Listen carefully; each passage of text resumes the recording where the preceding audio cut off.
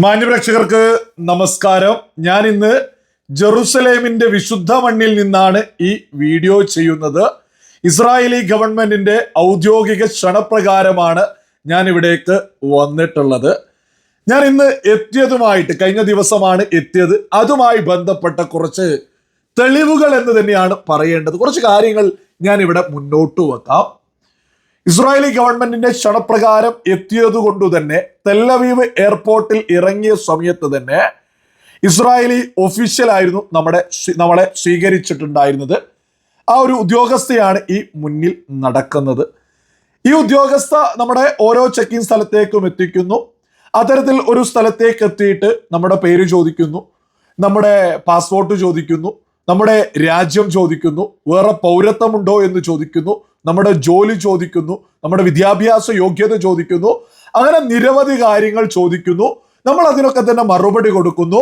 ആ ചെക്കിംഗ് പൂർത്തിയാക്കി നമ്മൾ പുറത്തേക്ക് കടക്കുന്നു. ഇത് ഞാൻ ഇവിടെ എടുത്തു പറയാൻ ഒരു പ്രധാനപ്പെട്ട കാരണമുണ്ട്.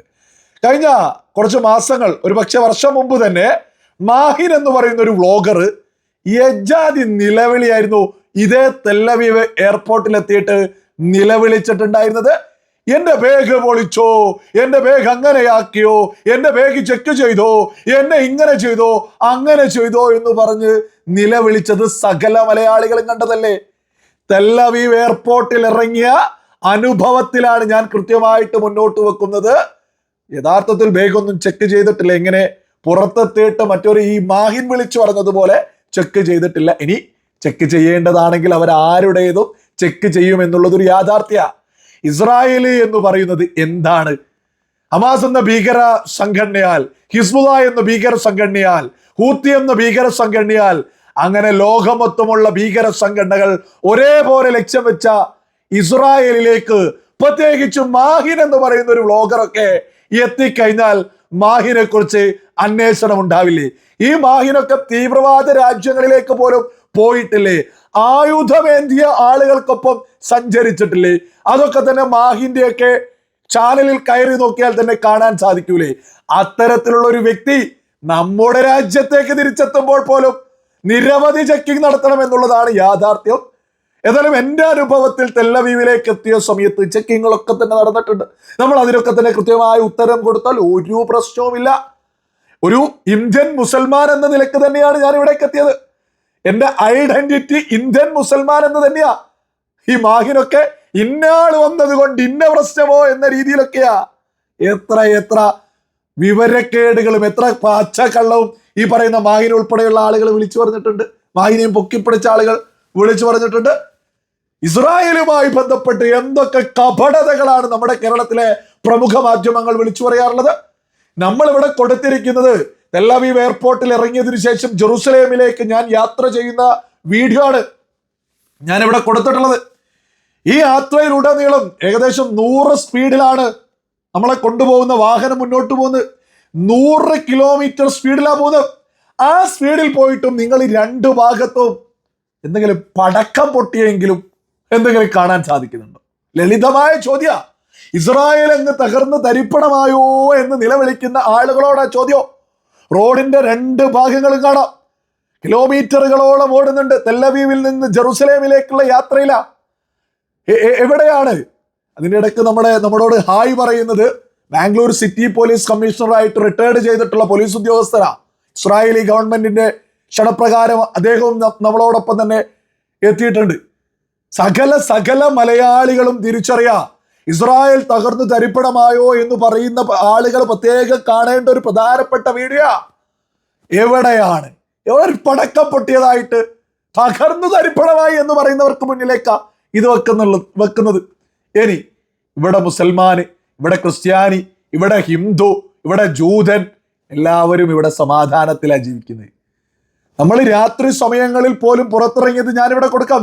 ഈ കഴിഞ്ഞ രാത്രിയിൽ പുറത്തിറങ്ങിയ സമയത്ത് ഇവിടെ എല്ലാവരും ബങ്കറിലാണോ എന്നാ പറയുന്നത്. മലയാളികളെ വിളിച്ചു പറയാറുള്ളത് ബങ്കറിലാണോ, ആനയാണോ, കുതിരയാണോ എന്ന് പ്രമുഖ മാധ്യമങ്ങൾ. മലയാളികൾ എന്ന് പറഞ്ഞു മൊത്തം ആളുകളെയല്ല, സുഡാപ്പികളെയാണ് ഈ എടുത്തു പറയുന്നത്. അതിന് പ്രമുഖ മാധ്യമങ്ങളോ രാത്രി സമയങ്ങളിൽ പോലും ഇവിടെ ആളുകൾ എല്ലാ സ്വാതന്ത്ര്യത്തിലും നടക്കുക. സകല സ്ഥലത്തും മിലിറ്ററി ആണോ അതാണോ ഇതാണോ എന്ന മറ്റൊരു വിളിച്ചു പറയൽ. നമ്മൾ ഈ വീഡിയോ ഒക്കെ കൊടുത്തതിൽ എവിടെയാണ് നിങ്ങൾ? ആളുകളുണ്ട്, ആയുധമൊക്കെ എഴുതി തന്നെ സുരക്ഷയുമായി ബന്ധപ്പെട്ട ആളുകളുണ്ട്. സകല മലയാളികളും തിരിച്ചറിയാം. മറ്റൊരു കാര്യം ഞാൻ പ്രധാനമായിട്ട് ശ്രദ്ധിച്ചിട്ടുള്ളതാണ്, ഏതൊരു ബോർഡ് എടുത്തു നോക്കിയാലും അതിൽ ഇംഗ്ലീഷിൽ എഴുതിയിട്ടുണ്ടാവും, അതേപോലെ തന്നെ ജൂയിഷ് ഭാഷയിൽ എഴുതിയിട്ടുണ്ടാവും, അതേപോലെ തന്നെ അറബിയിലും എഴുതിയിട്ടുണ്ട്. അറബിയിൽ എല്ലാ ബോർഡിലും അറബിയിലും എഴുതിയിട്ടുണ്ട്. ഇവിടെ മുസ്ലിങ്ങളോട് എന്തോ പ്രശ്നം, അല്ലെങ്കിൽ ഇന്നവരോട് എന്തോ പ്രശ്നം എന്നൊക്കെ പറയുന്നത് കപടതയാ. ഈ രാത്രി സമയങ്ങളിൽ പോലും പർദ്ദയിട്ടിട്ട് എത്ര ആളുകള് ജെറുസലേമിന്റെ മണ്ണിലുണ്ട്, എത്ര ആളുകള്, അവരെത്ര സമാധാനത്തിലാ. അതേ പർദ്ദയിട്ട് പലസ്തീനിലോ ഇറാനിലോ സിറിയയിലോ ഇറാഖിലോ ബംഗ്ലാദേശിലോ സമാധാനമുണ്ട്. ഈ പറയുന്ന ആളുകൾക്ക് സമാധാനമല്ല. നമ്മുടെ കേരളത്തിലെ സുഡാപ്പികളും ജിഹാദികളും തീവ്ര ചിന്താഗതിക്കാരും പിന്തുണക്കുന്ന ഒരു പ്രദേശത്തോ ഒരു രാജ്യത്തോ അവിടെ ഇന്ന മതത്തിലുള്ള ആളുകൾക്ക് ഒരു സമാധാനമില്ല. അതേ സമയത്ത് ഇസ്രായേലിൽ ഞാൻ എൻ്റെ കണ്ണുകൊണ്ട് നേരിട്ട് കാണുക, കഴിഞ്ഞ രാത്രിയിൽ ഭക്ഷണം കഴിക്കാനൊക്കെ ഇറങ്ങിയ സമയത്ത് പർദ്ദയിട്ട ആളുകളുണ്ട്, എല്ലാ രീതിയിലുള്ള ആളുകളുണ്ട്, എല്ലാ സ്വാതന്ത്ര്യവും അനുഭവിച്ചാണ് ആളുകളുള്ളത്. സകല മലയാളികളും തിരിച്ചറിയും. ഇവിടെയൊക്കെ കപടതയുമായിട്ടാണ് ഈ ഇസ്രായേലിനെതിരെ നിരന്തരം നമ്മുടെ കേരളത്തിലെ പ്രമുഖ മാധ്യമങ്ങൾ ഉൾപ്പെടെ വാർത്ത കൊടുത്തുകൊണ്ടിരിക്കുന്നു. സുഡാപ്പികളും തീവ്രചിന്താഗതിക്കാരും ജിഹാദികളും ഉറഞ്ഞു തുള്ളുന്നതൊക്കെ തന്നെ കപടതയാ.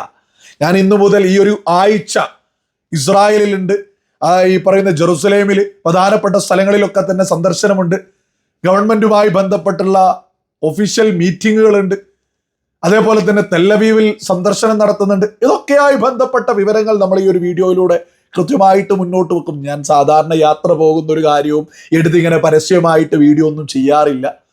നമ്മുടെ യാത്രകളൊക്കെ തന്നെ അതൊരു വേറൊരു വഴിക്ക് പോകുന്നു. നമ്മൾ വീഡിയോ ചെയ്യുന്നത് പൊളിറ്റിക്കൽ ഇഷ്യൂസ്. ഇത് നമ്മൾ ഇന്ന് എത്തിയിട്ടുള്ളത് ഒരു പൊളിറ്റിക്കൽ, നമ്മുടെ കേരളത്തിൽ ചർച്ച ചെയ്യുന്ന പ്രധാനപ്പെട്ട ഒരു വിഷയമുള്ള ഒരു സ്ഥലത്തേക്കായതുകൊണ്ട് തന്നെ കൃത്യമായിട്ട് ഒപ്പിയെടുക്കുക. ഇന്നു മുതൽ ഓരോ സ്ഥലങ്ങളിൽ പോകുന്നതും കൃത്യമായിട്ട് ഒപ്പിയെടുക്കും.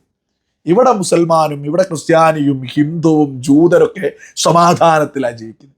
ഈ ഇസ്രായേലിന്റെ പേരും പറഞ്ഞ് നമ്മുടെ നാട്ടിലാണ് ജിഹാദികളും സുഡാപ്പികളും തീവ്രചിന്താഗതിക്കാരോ തോന്നിവാസം ചെയ്ത് മുന്നോട്ട് പോകുന്നത് എന്ന് സകല ആളുകളും തിരിച്ചു. 20 ലക്ഷത്തോളം മുസ്ലിങ്ങളെ ഈ ഇസ്രായേലിൽ സമാധാനത്തോടുകൂടി ജീവിച്ച് മുന്നോട്ട് പോകുന്നുണ്ട്. അതേ സമയത്ത് ഈ പറയപ്പെടുന്ന ആളുകളുണ്ടല്ലോ, ഈ സുഡാപ്പി ജിഹാദി തീവ്രചിന്താധിക്കാരി പിന്തുണക്കുന്ന പലസ്തീൻ എന്ന പ്രദേശത്തോ സൊറിയ എന്ന രാജ്യത്തോ ഈ പറയുന്ന ഇറാഖിലോ ഈ പറയുന്ന ഇറാനിലോ അവിടെ സാധാരണക്കാർക്ക് സമാധാനം ഉണ്ടോ? ഇസ്രായേലിൽ എല്ലാ ആളുകൾക്കും ഒരേപോലെ സമാധാനമുണ്ട്. ഇസ്രായേലിൽ എല്ലാ ആളുകളും അവരുടെ ദേശീയതക്കൊപ്പം ഉയർത്തി നിൽക്കുന്നു. ഇവിടെ ഈ വരുന്ന 20 ലക്ഷത്തോളം മുസ്ലിങ്ങളും ഇസ്രായേലിനൊപ്പം.